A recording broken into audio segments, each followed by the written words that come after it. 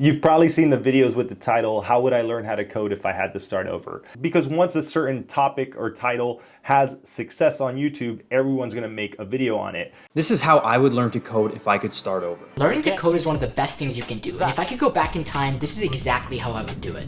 How would I learn to code if I could go back in time? What would I do differently?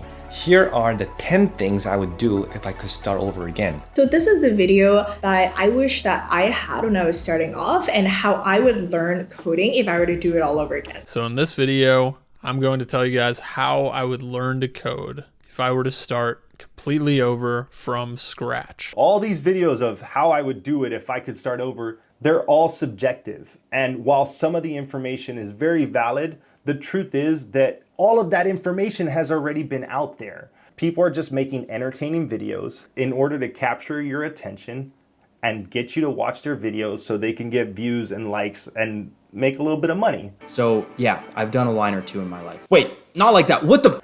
And that's perfectly fine. That's the name of the game. I thought I'd make a different video. I thought I'd do a video with a twist. I wanted to make a video titled, "Would I learn how to code if I could start over?" Because I just wanted to talk about how I feel about programming right now in this current state of mind that I'm in, that I just quit my job and I don't know where I'm really headed and what I want to do and like what I'm going to do with programming and if it's still going to be as big of a part of my life as it was when I was working as a developer every day. And of course, with my last video where I let everyone know that I quit my job as a developer, why, when everything is going so well in my career, would I decide to do something so crazy? I don't know, maybe I'm stupid. A lot of people started asking like, what are you gonna do? Are you not gonna code anymore? Are you just a YouTuber now? Since you gave up your developer job, I don't know if it's worth learning. What's the point? Should I still learn how to code? All valid concerns, all valid questions. So that's what made me think of, well, would I learn how to code if I had to start over again? The answer is yes. I 100%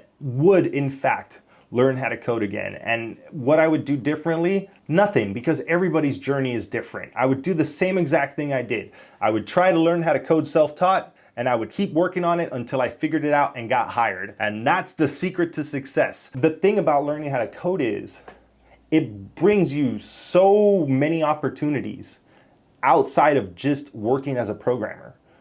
Even when it comes to working as a programmer, you have so many opportunities just under the working as a programmer bubble, right? You can work as a freelancer. You can work as a contractor. You can work a full-time job. You can work here and there. You don't really need to work as a programmer in one specific way. There's many ways that you can make money as a programmer. You can build apps, you can build websites, you can build games, you can do all these different things that could potentially make you money as a programmer. So apart from just having a job as a developer, you can also make money in different ways as a developer. It also offers the ability to build your own stuff, to solve your own problems, to fix other problems that people are experiencing, and contributing to open source projects and things like that, where you can contribute to tools and libraries that are used across all types of different applications that so many other people use. You can do so much with one skill that it would be foolish for me to think that I wouldn't go back and learn it again.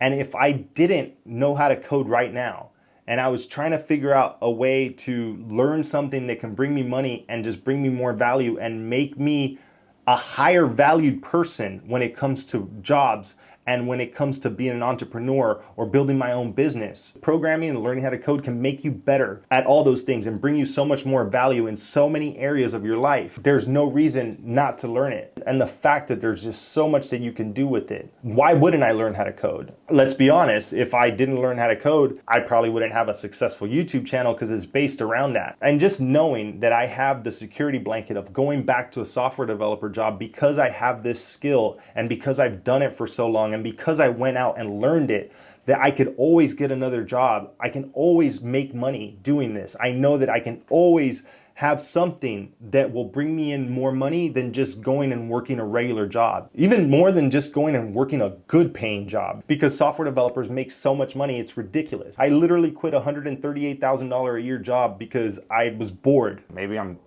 stupid. That's the type of opportunity that learning how to code has given me. And knowing that if everything went wrong and in a year from now YouTube doesn't make me any money. I don't get any freelancing projects started. I don't build any products that make me money. And I'm just at a point where I'm like, oh, hey, I'm starting to dip into my savings and things didn't work out.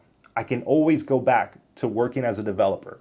And that's because I set out to learn how to code. So yeah, of course, I would learn how to code if I were to start over today. And I would do it every single time, no matter what. And for all those videos out there that are trying to tell you how you should get started and people, telling you how they would do it if they had to do it today, just know that there's no exact way how to do it. And just because it works one way for one person doesn't mean it's going to work for you the same way. Everybody's journey is different. You're going to fumble around. You're going to get lost. You're going to have ups and downs. It's going to be a long ride and it's going to be a tough ride. But if you just decide to do it and you stick with it, you can learn how to code. And you don't have to worry about how someone else did it because you're going to do it your way. Prescriptions are how-tos. They are hacks and they are techniques and methods, various methodologies to get somewhere. When you talk about something from the standpoint of a mechanical behavior, turning on a computer, riding a bicycle, prescriptions are useful.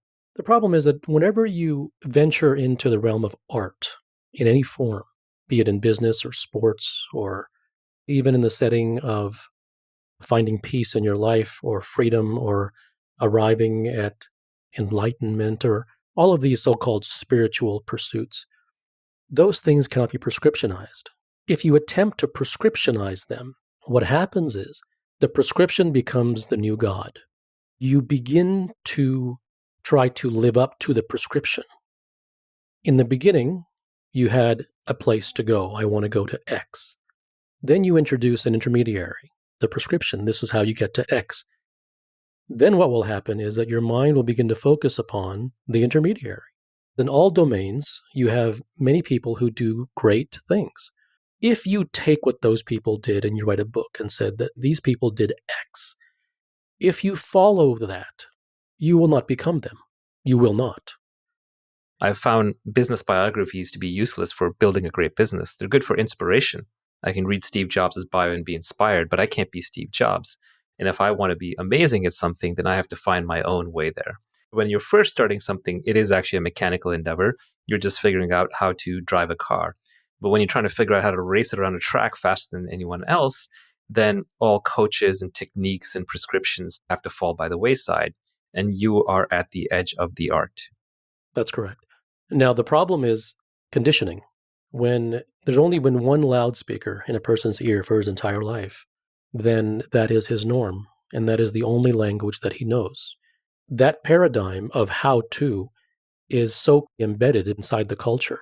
It is so deeply embedded inside the cortex of the human brain that the idea of omitting it or the idea of even challenging its existence is completely off the wall.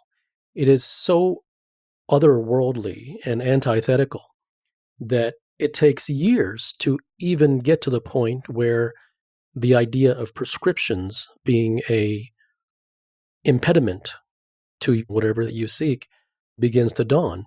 You can only give very vague principles that inspire people to head in the right direction, but I can't teach you how to make money or trade the stock market. It's like when people ask you for stock tips. No one who's any good at stock trading gives actionable investment advice in a public forum because all the details are too hard to convey. I can always tell people who ask for stock tips, they're not really serious about investing. People who ask for book recommendations aren't really serious about reading. People who ask, what business should I build, aren't really serious about entrepreneurship. People who say, what career path should I take, they're not really serious about their career.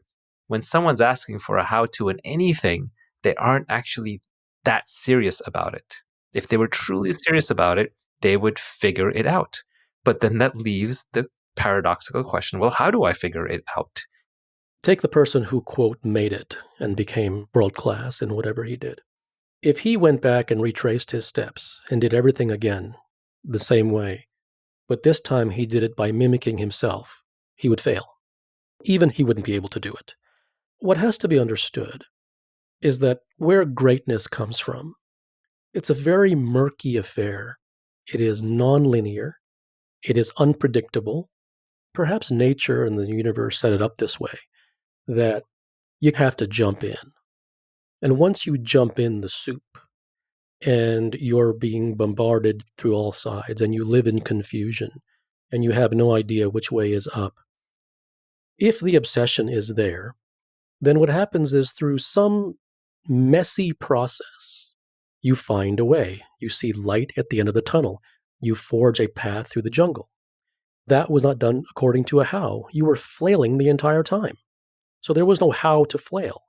When you come out through the tunnel and someone asks you how you did it, you have no idea. The thing that's almost laughable is when you ask a great athlete, can you show me how you did that? They won't come on and say, I have no idea.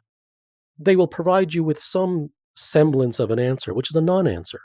And what they will do is, because there's a gun pointed to their head and their back's against a wall, they will create the highlights. When the human being who watches that follows the highlights, he misses. And the reason that he misses is because it's all the small things. I can't watch Roger Federer play tennis and swing the racket the same way, nor will any description from him on how to swing the racket get me to swing it the right way.